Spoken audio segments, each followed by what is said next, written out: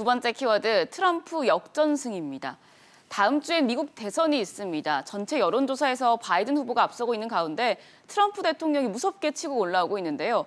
지금 경합지 6곳에서 4곳을 따라잡았다는 소식이 올라왔습니다. 네, 트럼프 대통령의 역전 가능성을 전망하는 언론 보도와 전문가들의 분석 전망이 조금씩 늘어나고 있는 그런 상황입니다. 네, 지금 6대 경합주 지지율이 어떻게 변화한 건가요? 그렇습니다. 지금 전체적인 미국의 지지율, 그러니까 미국 전역을 대상으로 한 전 국민 지지율에서는 바이든 후보가 트럼프 대통령을 아주 압도적으로 이기고 있기 때문에 우리나라와 같은 전 국민 1인 1표제와 같은 투표 방식을 택한다고 그러면 이 세상이 몇 번 뒤집어지더라도 트럼프 대통령이 재집권할 가능성은 없다라고 볼 수가 있어요.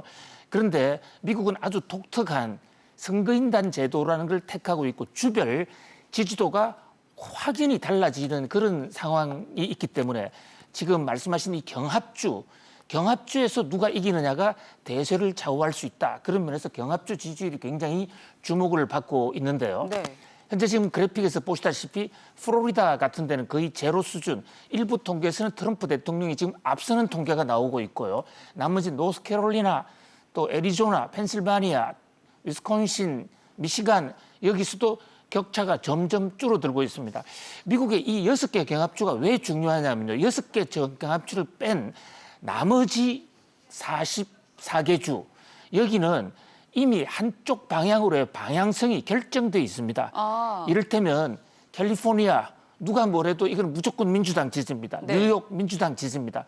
또 중부로 들어가면 그 가운데 안쪽에 있는 미주리주라든지 캔사스주라든지 이런 곳은 무조건 또 트럼프 대통령 지지입니다. 그러다 보니까 여기는 투표를 해보나 마나요. 우리나라 같으면 지역별로 편차가 있더라도 그 지역에서 또 몇 퍼센트 이상을 받느냐가 전체 득표에 영향을 주고 그게 당락에 좌우하는 변수가 되기도 합니다만 미국은 한 표라도 더 많으면 그 주의 선거인단을 모두 장악하기 때문에 각 주에서 몇 퍼센트 지지를 받느냐는 것은 아무런 의미가 없습니다. 그러니까 미국의 지금 대통령 선거는 44개 선거는 이미 끝나 있고 거기서 바이든이 조금 앞서 있는데요. 경합주에서 만약에 1%나 또는 0.1%로 트럼프가 이긴다면 전체 선거인단에서 역전할 수가 있고 트럼프 대통령이 재선에 성공할 수 있다. 이런 그 구조적인 그 문제를 갖고 있어요. 네, 박사님, 그런데 트럼프 대통령이 대선에 실패하더라도 지금 대선 불복 가능성도 시사를 했단 말이죠.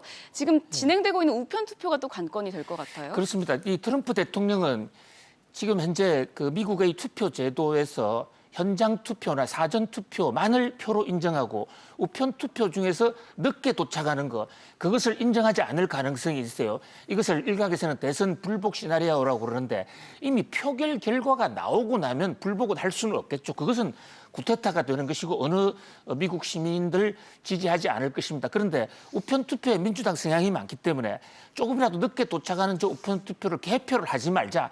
이것이 트럼프 대통령의 이 불복 시나리오거든요. 예. 그랬을 경우에 지금처럼 근소한 차이가 되고 경합주에서 트럼프 대통령이 조금씩이라도 이기면 우편 투표를 못하도록 하는 그 소송 전략이 주요해서 트럼프 대통령이 될 수도 있다.